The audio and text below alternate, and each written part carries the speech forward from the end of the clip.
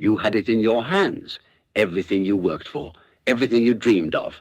And then, somehow, you destroyed it. But what if I told you it wasn't an accident? What if the greatest enemy to your success wasn't out there? It was inside you, hidden, silent, waiting for the perfect moment to sabotage you. Today, we uncover why your own mind betrays you, and how Carl Jung's shadow work can help you finally break free. You dream big, you set goals, you hustle harder than anyone. But when the finish line gets close, fear creeps in, doubt starts whispering, old wounds bleed open. You ghost important meetings. You fight with people who love you. You make excuses you barely believe yourself. And then you wonder, why did I ruin it again? Jung warned us. Until you make the unconscious conscious, it will direct your life, and you will call it fate. You're not cursed. You're unconscious. Your shadow, the hidden, wounded part of you, is trying to keep you safe.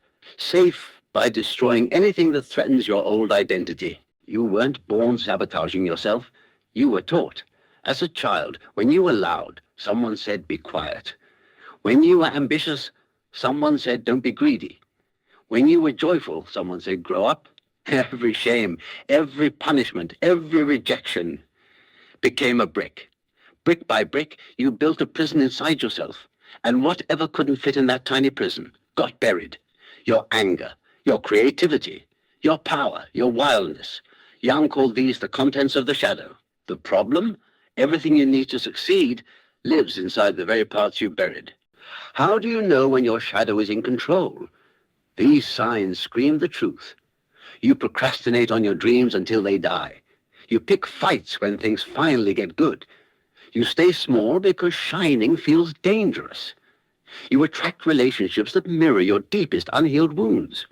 You accidentally mess up opportunities you secretly believe you don't deserve. It's not random.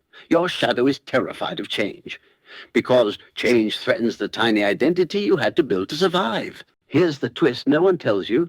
Your shadow doesn't just hide your wounds. It hides your strength. Your anger, if faced, becomes courage.